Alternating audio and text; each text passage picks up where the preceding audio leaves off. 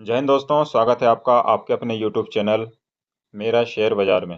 दोस्तों, आज हम बात करने जा रहे हैं बजट के बारे में, जो कि डेट आपको पता चल ही गया होगा। 23 जुलाई को हमारी finance minister Nirmala Sitharaman ji union budget पेश करेंगी। यहाँ ये देखने वाली बात है कि किस सेक्टर को कितना फंड अलॉटमेंट होता है।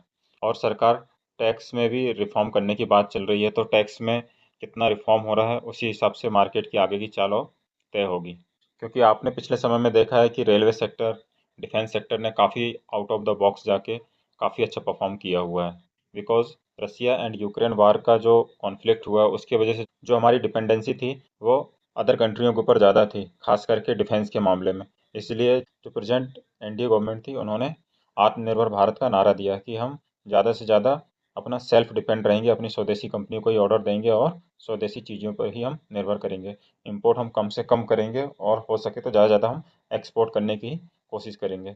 मेरे तरफ से क्लियर डिस्क्लेमर है दोस्तों कि किसी भी तरह का कोई रिकमेंडेशन वाला वीडियो नहीं है। हम यहाँ पर जो भी टॉपिक्स कवर करेंगे या स्टॉक्स को कवर करेंगे वो सिर्फ लर्निंग पर्पज से करेंगे, और चीज़ों को मैं आसान से आसान भाषा में आपको समझाने की कोशिश करूँगा, जिससे आप भी स्टॉक्स को ईजिली रिलेट कर पाएँ और अपना सेल्फ डिसीजन आपने ही लेना है। तो चलते हैं दोस्तों आज के टॉपिक के ऊपर। दोस्तों, सबसे पहले हम बात करेंगे डिफेंस स्टॉक्स के बारे में। HAL जो कि आज 6% डाउन है। तो आपको पता है कि ये डिफेंस में इसका बहुत बड़ा योगदान है, क्योंकि एक तरह से आप कह सकते हो कि इसकी मोनोपोली है, जो कि डिफेंस के लिए फाइटर जेट्स एंड चॉपर्स बनाते हैं, बनाने के साथ साथ उनका मेंटेनेंस रिपेयर भी करते हैं। सेम BDL आप देख सकते हैं कि मिसाइल वाली कंपनी है, ये भी डिफेंस के लिए मिसाइल बनाती हैं। कोचिन शिपयार्ड जो कि डिफेंस के लिए शिप बनाती है। गार्डन रिच शिप बिल्डर्स ये भी डिफेंस के लिए शिप बनाती है, और जो इंडिया को सबसे पहले जो स्वदेशी शिप दिया इसी ने ही दिया है। और माजदा डॉक शिप बिल्डर्स जो कि सबमेरीन बनाती है। भारत इलेक्ट्रॉनिक्स लिमिटेड, तो पिछले काफ़ी समय से इन्होंने आउट ऑफ द बॉक्स जाके काफ़ी अच्छा परफॉर्म किया है, काफ़ी अच्छा शेयर होल्डर के इन्होंने पैसे बनाए हुए हैं। और अभी आप कह सकते हैं कि इनमें एक प्रॉफिट बुकिंग चल रही है। एक बार बजट पेश हो जाएगा तो क्लियर पिक्चर समझ में आ जाएगी कि डिफेंस सेक्टर को कितना बजट अलॉटमेंट हुआ है। उसके बाद इन स्टॉक्स में आगे फिर कोई डिसीजन आप ले सकते हैं। वहीं आप रेलवे स्टॉक्स को भी देख सकते हैं, पिछले काफ़ी समय से आउट ऑफ द बॉक्स जाके काफ़ी अच्छा परफॉर्मेंस दिया है। तो अभी रेलवे सेक्टर में भी या रेलवे स्टॉक्स में भी आप ये कह सकते हैं कि प्रॉफिट बुकिंग चल रही है। जैसे RVNL जो कि रेलवे सेक्टर में इंफ्रास्ट्रक्चर का काम करती है, तो बहुत अच्छा आउट ऑफ द बॉक्स जाके परफॉर्म दिया हुआ है। इरकॉन देख लीजिए, ब्रिजेस वगैरह का काम इरकॉन करती है, तो इसने भी बहुत अच्छा परफॉर्म दिया हुआ है। सेम IRFC देखेंगे तो IRFC भी रेलवे को फाइनेंस करने का काम करती है, तो बहुत अच्छा परफॉर्म दिया है। लेकिन इनमें सब में अभी प्रॉफिट बुकिंग थोड़ा बहुत देखने के लिए मिल रही है। देन IRCTC, जब पूरा इंफ्रास्ट्रक्चर तैयार हो जाएगा रेलवे का, तो फिर जो लास्ट में प्रॉफिट आएगा वो इसी के पास में आएगा। तो यदि आप देखेंगे तो IRCTC को छोड़ के बाकी सभी कंपनियों ने बहुत अच्छा रिटर्न दिया है पास्ट में। और ऐसा नहीं कि फ्यूचर में नहीं दे सकते, फ्यूचर में भी दे सकते हैं, क्योंकि इनको डेली बेसिस में कुछ ना कुछ ऑर्डर तो मिल ही रहे हैं। ये देखिए, आप एक साल में RVNL का यदि देखेंगे तो ऑलमोस्ट 400% की रिटर्न है, और 5 साल में देखेंगे तो ऑलमोस्ट 2300% की रिटर्न है। तो बहुत ही अफलातून रिटर्न दिए हैं। जब कंपनी कंसोलिडेशन कर रही थी उस समय किसी ने इसमें इतना ध्यान नहीं दिया कि कंपनी इतना अच्छा कर सकती है, लेकिन कंपनी ने जब अपना रिटर्न देना शुरू किया, जैसे इनको ऑर्डर्स मिलना शुरू हुए, जैसे एनडीए गवर्नमेंट आई और गवर्नमेंट कंपनियों को ऑर्डर्स मिलना शुरू हुए, तो ये कंपनियों को भी दिन बदल गए। दोस्तों, वहीं हम आईटी कंपनी की बात करें तो कल LTI माइंडट्री के रिजल्ट आए, तो रिजल्ट का रिएक्शन आज स्टॉक्स ने दिखा दिया। इसका मतलब कि मार्केट को रिजल्ट अच्छे लगे। आप ईयर एंड ईयर बेसिस देखेंगे तो थोड़ा सा स्लाइडली डाउन है, लेकिन वहीं क्वार्टर एंड क्वार्टर यदि देखेंगे तो रिजल्ट स्लाइडली अप है। वहीं मैं LTTS की बात करूं तो LTTS के भी रिजल्ट आज आए हैं। रिजल्ट यदि आप देखोगे तो क्वार्टर एंड क्वार्टर बेसिस में तो रिजल्ट काफ़ी अच्छे हैं, लेकिन वहीं ईयर एंड ईयर बेसिस आप देखेंगे तो रिजल्ट यहाँ पर भी स्लाइडली डाउन है। LTTS की हम बात करें तो फॉर्च्यून 500 में जो कंपनी है, तो काफ़ी सारी कंपनियां इनकी क्लाइंट्स हैं। ये बहुत अच्छी बात है इनके बिजनेस के लिए। वहीं LTTS का आप यदि मार्केट कैप देखेंगे, 51,000 करोड़ का कंपनी का मार्केट कैप है, एक मिड कैप कंपनी है, और कंपनी के अंदर पोटेंशियल बहुत है मल्टीफोल्ड रिटर्न देने का।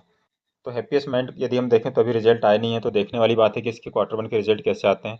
बिकॉज इसलिए क्योंकि अभी जो इनके प्रमोटर्स हैं, अशोक सूता जी, जो कि काफ़ी एक्सपीरियंस है उनको आईटी कंपनी का, उन्होंने इन्फोसिस के साथ भी काम किया हुआ है, तो उन्होंने अपनी प्रमोटर होल्डिंग काफ़ी डिक्रीज़ की है।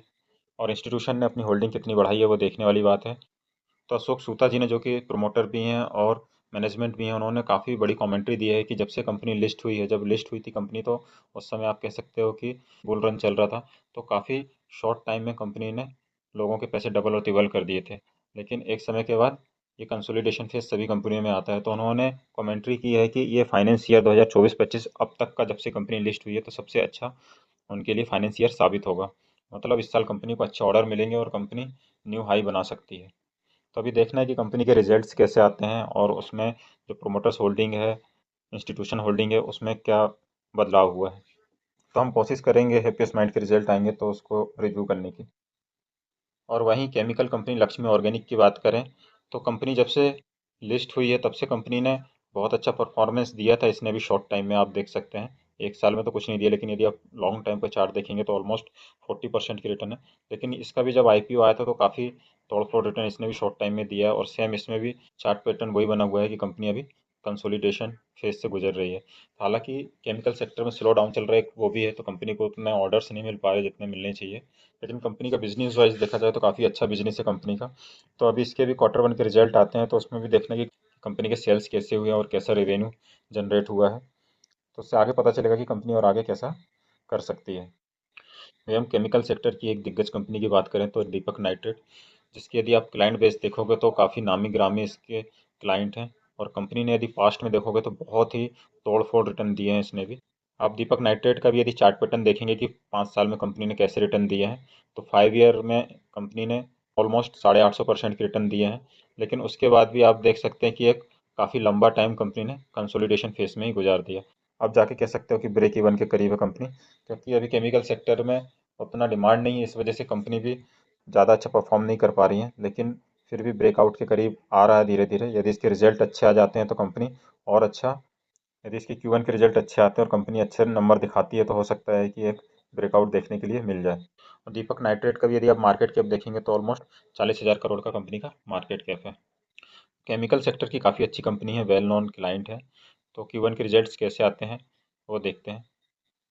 दोस्तों, वीडियो इन्फॉर्मेटिव लग रहा हो और वीडियो में दी गई इन्फॉर्मेशन आपको यूज़फुल लग रही है तो प्लीज़ वीडियो को लाइक करना ना भूलें, क्योंकि आपके एक लाइक से मेरा मोटिवेशन बढ़ जाता है। साथ ही साथ वीडियो को अपने फ्रेंड सर्कल और फैमिली मेम्बर्स के साथ में शेयर ज़रूर से करें ताकि उन तक भी इन्फॉर्मेशन पहुंच सके। और चैनल को सब्सक्राइब कर लीजिएगा, बेल आइकन को हिट कर लीजिएगा, जिससे कि मैं जब भी वीडियो को अपलोड करूँ तो टाइमली नोटिफिकेशन आप तक पहुँचता रहे। चलते हैं दोस्तों अपने टॉपिक के ऊपर।